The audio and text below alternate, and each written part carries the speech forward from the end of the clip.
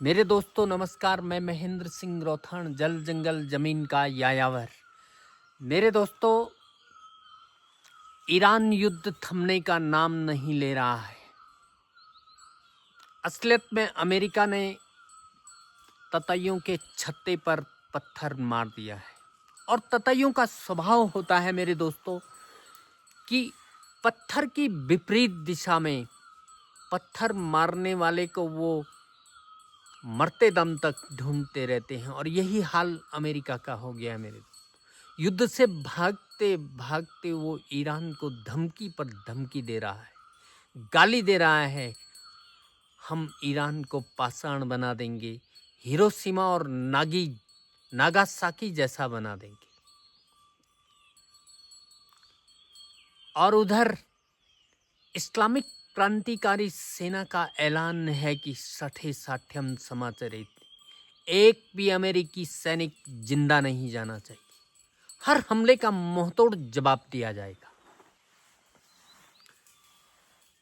Donald Trump धीरे धीरे dump होता जा रहा है। ट्रंप प्रशासन में खलबली मची हुई है।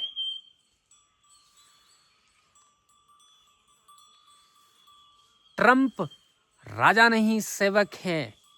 तमाम नारों के साथ अमेरिका की जनता युद्ध के खिलाफ सड़कों पर उतरी हुई है। सवाल उठता है मेरे दोस्तों कि क्या ईरान को पाषाण बनाने के बाद अमेरिकी जनता के हितों की रक्षा हो पाएगी? क्या अमेरिका की बादशाहत कायम रह पाएगी? द्वितीय विश्व युद्ध के दौरान प्रथम आणविक हमले में जापान निसंदेह रूप से शांत हो गया, लेकिन अमेरिका की युद्ध की हवस अब तक खत्म नहीं हुई है। इससे स्पष्ट होता है मेरे दोस्तों कि अमेरिका एक युद्धोन्मादी देश है। वो विश्व शांति नहीं चाहता है। ईरान को नेस्त नाबूद करने के बाद क्या दुनिया की अर्थव्यवस्था सुधर पाएगी? तेल, प्राकृतिक गैस, खाना पकाने की गैस, एलएनजी, सीएनजी, क्या ये सब सस्ता हो जाएगा? कहते हैं मेरे दोस्तों कि everything is possible in love, war and politics. इसका मतलब ये नहीं है कि अमेरिका जब चाहे किसी भी देश को पाषाण बना दे, गाली गलौज करे, धमकी दे। क्या इस पे पाबंदी नहीं लगाई जानी चाहिए?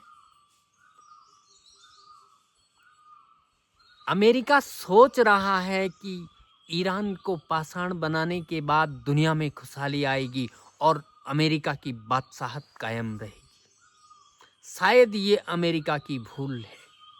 सारा विश्व जानता है कि अमेरिका आज इजराइल के पक्ष में युद्ध लड़ रहा है। अमेरिका का राष्ट्रपति डोनाल्ड ट्रंप एक व्यापारी ही नहीं बल्कि एक अय्याश राजनेता भी, और वो अपनी अय्याशी के कारनामों के चलते इजराइल और मोसाद के सामने नतमस्तक है, कॉम्प्रोमाइज्ड है। क्योंकि मोसाद के पास उसकी अय्याशी के सारे कारनामे मौजूद हैं। मेरे दोस्तों, जिन महान लोगों ने अमेरिका को इतना समृद्ध बनाया, विश्व का विकसित राष्ट्र बनाया, विश्व शिरोमणि बनाया, उनकी करी कमाई पर आज डोनाल्ड ट्रंप तुषारापात कर रहा है। अमेरिका की भोली भाली जनता को क्या मालूम था कि एक अय्याश पत्थर दिमाग आदमी उनके अमूल्य मत से निर्वाचित होकर राष्ट्रपति बनने जा रहा है। आज पूरा विश्व डोनाल्ड ट्रंप को धिक्कार रहा है। लगता है कि इस धरती पर एक दूसरा धृतराष्ट्र पैदा हो गया है, जिसकी समझ में कुछ नहीं आ रहा है। शायद डोनाल्ड ट्रंप का दिमाग पत्थर का है। और ये प्राकृतिक सत्य भी है कि जब किसी के बुरे दिन आते हैं तो उसकी बुद्धि पाषाण हो जाती है।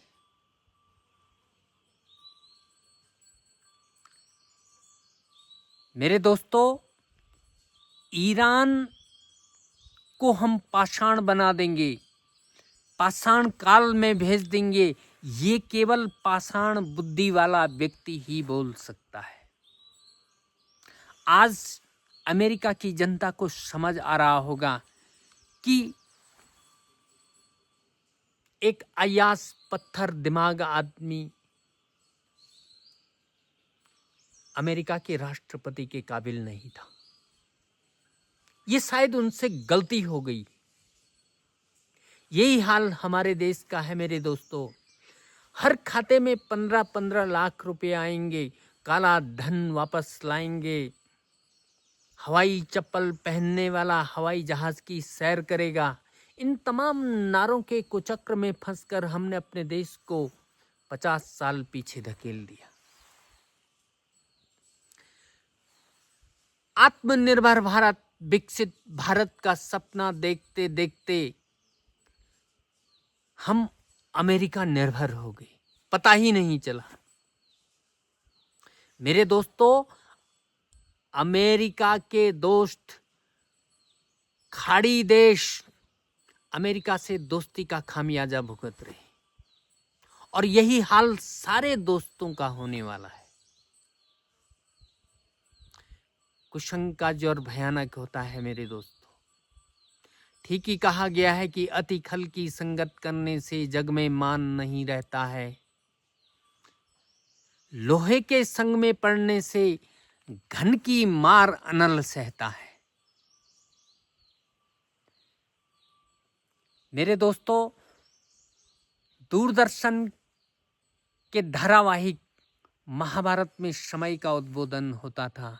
मैं समय हूं, मैं समय बोल रहा हूं। क्या हुआ है, क्या हो रहा है, क्या होने वाला है, देखते रहे मेरे दोस्तों जल जंगल जमीन। फिर मिलेंगे आपको अगले चलचित्र में, तब तक के लिए नमस्कार।